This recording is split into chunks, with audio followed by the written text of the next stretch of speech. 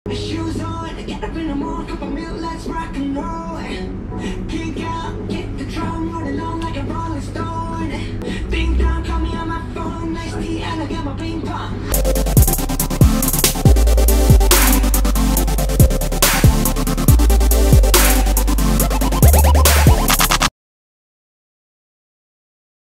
นยองเซโย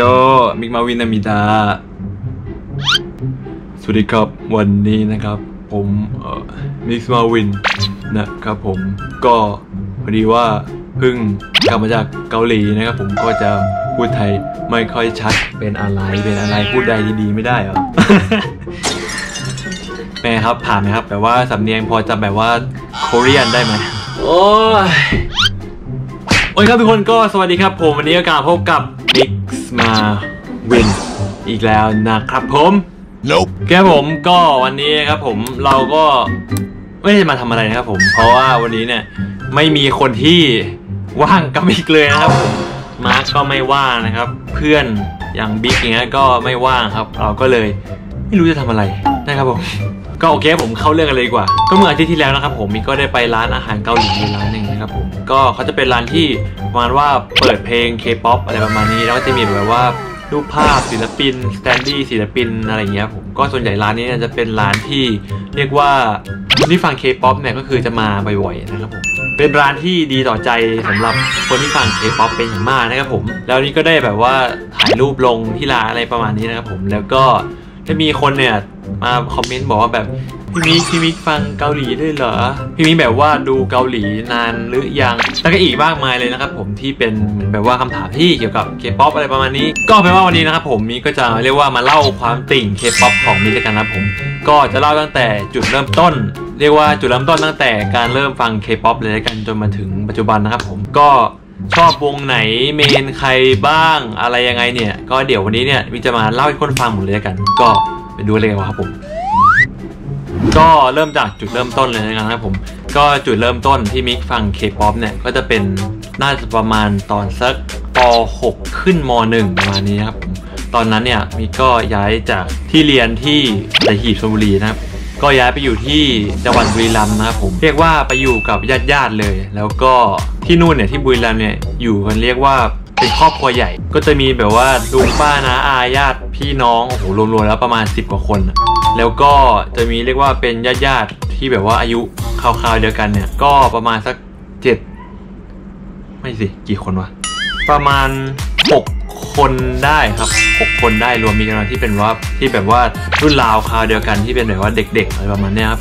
ก็ญาติของมินนะครับก็ถ้าไล่เรียงจากอายุเนี่ยก็จะมีพี่สาว2 คนก็มีพี่ชายคนหนึ่งแล้วคนต่อไปก็เป็นมินนะครับมินเนี่ยเป็นคนที่4ถ้าเรียงแบบว่าจากอายุเยอะสุดนะโดยพี่2 คนแรกเนี่ยพี่สาวเนี่ยน่าจะเป็นคนที่เรียกว่าบุกเบิกรุ่นบุกเบิก K-POP ของเรียกว่าญาติมีแล้วกันนะที่2 คนเนี่ยที่เป็นพี่สาวเนี่ยเขาชอบ Big Bang สมัยนั้นเรียกว่าสมัยนี้เนี่ย Big Bang ถือว่าแบบว่าฟีเวอร์สุดๆเลยนะครับผมนั่นแหละแล้วก็มีพี่ชายคนหนึ่งใช่ไหมเขาก็แบบว่าเริ่มฟังอะไรอย่างเงี้ยแต่ว่าแบบเรียกว่ายังไงพอแบบว่าญาติเขาฟังกันอย่างเงี้ยไอเราก็แบบว่าติดด้วยแล้วก็เหมือนแบบว่า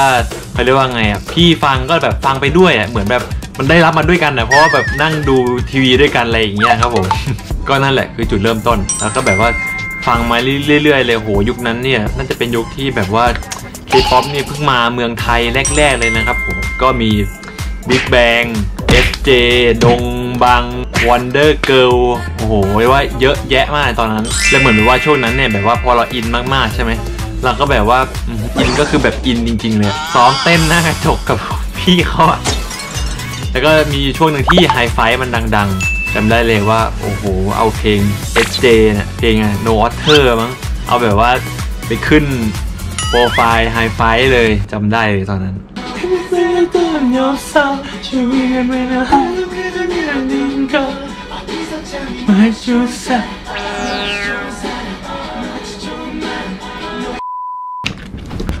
พอดีสั่งชานมมา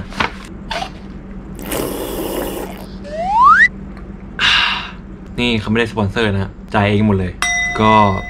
ถึงไหนแล้วเนี่ยก็สำหรับวงนะที่มิกชอบฟังตอนนั้นเนี่ยก็น่าจะเป็นวงบีสนะครับผมก็ตอนนั้นเนี่ยเป็นบิวตี้นะครับ ส่วนตอนนั้นก็เรียกว่าเมนโซนดงอุ่นนะครับผมก็มักเน่ของวงคือต้องบอกว่าตอนนั้นเนี่ยครับชอบดงอุ่นมากครับผมโอ้แต่วงบีตอนนี้ก็น่าจะเรียกว่าแยกย้ายแล้วใช่ไหมครับก็จะเหลือแค่เป็นไฮไลท์นะถ้าจะไม่ผิดแล้วก็เมื่อก่อนนะผมมีก็ชอบใช้นี่ด้วยเหมือนกันก็ในใช้นี่ก็เมนเป็นอนยูนะครับผมถ้าใครทันสมัยนั้นอนยูก็น่าจะเป็นลีดเดอร์ใช่ไหมเป็นลีดเดอร์ของใช้นี่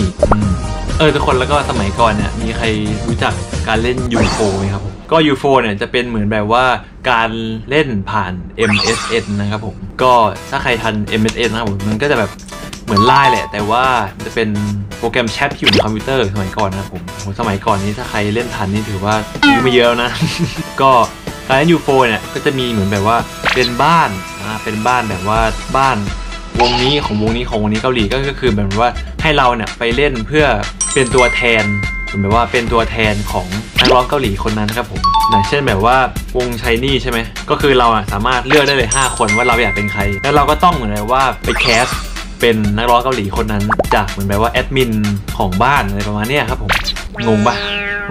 คือมิกเนี่ยเคยเล่นเป็นอยู่2คนนะผมก็คือเป็นของโอนยู SHINee นะครับผมแล้วก็เป็นโดอุนวงบีสนะครับเรียกว่าตอนนั้นเนี่ยก็สนุกดีนะแล้วว่าใช้คำว่าแบบว่าเหมือนเราได้สวมรอยเป็นนักร้องเกาหลีที่เราชอบนะผมแล้วก็ได้ไปคุยกับแฟนคลับอะไรอย่างนี้นะครับผมมิกจำได้ว่าตอนนั้นเนี่ยมิกเคยเล่นเป็นโอนยูวง SHINee แล้วก็ไปจีบซันนี่วง Girl Generation นะครับผม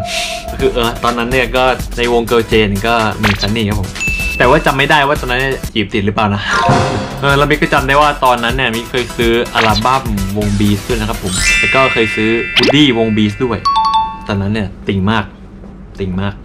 ตอนม.ต้นก็ประมาณนี้ครับผมคร่าวๆแล้วพอโตขึ้นเนี่ยในช่วงม.ปลายก็แบบว่าย้ายกลับมาเรียกว่าย้ายจากบุรีรัมย์กลับมาอยู่ที่บ้านสัตหีบเหมือนเดิมนะครับก็ตอนนั้นเนี่ยเหมือนจะแบบว่าเลิกฟังเกาหลีน้อยลงนิดนึงเพราะว่าเปลี่ยนแนวนะครับผมก็เปลี่ยนจากฟังเกาหลีมาเป็นฟังพวกสากลอะไรประมาณนี้นะครับผมก็เลยอาจจะช่วงนั้นเนี่ยอาจจะขาดหายไปบ้างเรื่องวงการ K-POP แล้วก็มาถึงตอนประมาณสักม.4 นะครับผมว่าตอนนั้นเนี่ย EXO เริ่มมาได้เลยก็มีเพื่อนครับผมพาฟัง EXO ตอนนั้นก็เรียกว่าติดอยู่ประมาณนึงเหมือนกันนะ EXO ตอนนั้นถ้าถามว่า EXO ตอนนั้นเนี่ยเมนใครครับผมเมนแบ็คยอนครับผมสมัย EXO K โหเสียงร้องเขาเนี่ยสุดยอดจริงครับผมก็เรียกว่าฟังมาเรื่อยๆจนถึงประมาณสักเริ่มเข้ามหาลัย ทำไมเสียงแหบ ก็เป็นช่วงเข้ามหาลัยนะครับผมซึ่งมันแปลกอยู่อย่างหนึ่งครับทุกคนก็คือพอย้อนกลับมาดูเนี่ยจนถึงแบบว่าช่วงตั้งแต่เริ่มฟังเกาหลีจนถึงช่วงประมาณม.ปลายเนี่ยส่วนใหญ่จะฟังแต่วงผู้ชายนะครับผมก็จะแบบว่าจะเมนผู้ชายเรียกว่าดูวงผู้ชายเยอะกว่าวงผู้หญิงแบบว่าเราเป็นผู้ชายแต่ว่าเราดูผู้ชายฟังผู้ชายมากกว่าไม่แปลกใช่ไหมแล้วก็เมื่อก่อนเนี่ยตอนเรียกว่าประมาณช่วงม.4 ม.5 เนี่ยมิกเนี่ยเคยเรียกว่าจะไปแข่ง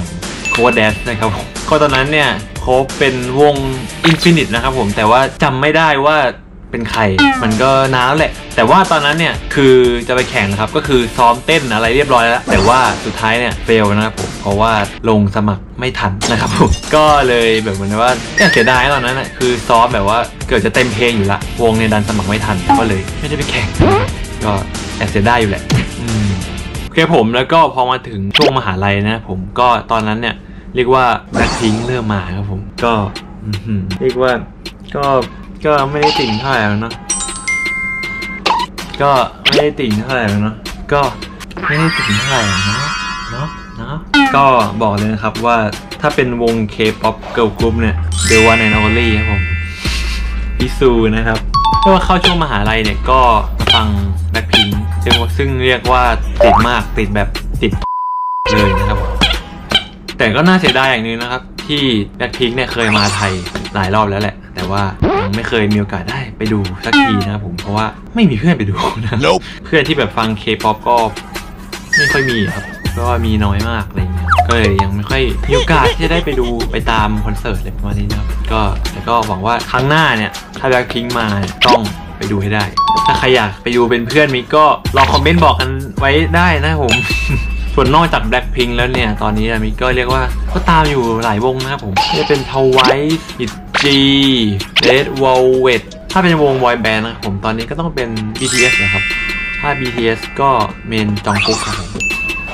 โอเคผมเอาเป็นว่าก็ประมาณนี้แล้วกันนะครับผมก็ถ้าใครเนี่ย อยากจะคุยคอนเทนต์เกี่ยวกับ K-POP กับมินะครับผมหรือว่าใครเนี่ยอยากให้มิเนี่ยทำคอนเทนต์เกี่ยวกับ K-POP แบบว่าอยากให้แบบว่า reaction MV อะไรประมาณนี้ก็ลองคอมเมนต์บอกกันไว้ได้นะครับผมโอเคผมก็สำหรับใครที่ชอบคลิปนี้หรือว่าเรียกว่าเป็นติ่ง K-POP นะครับผมก็อย่าลืมฝากกดไลค์กดแชร์กด subscribe นะครับผมแล้วก็อย่าลืมกดกระดิ่งนะครับผมให้กับช่อง Mix Marvin ด้วยนะครับผมก็ไว้เจอกันใหม่ครับผมบ๊ายบายครับ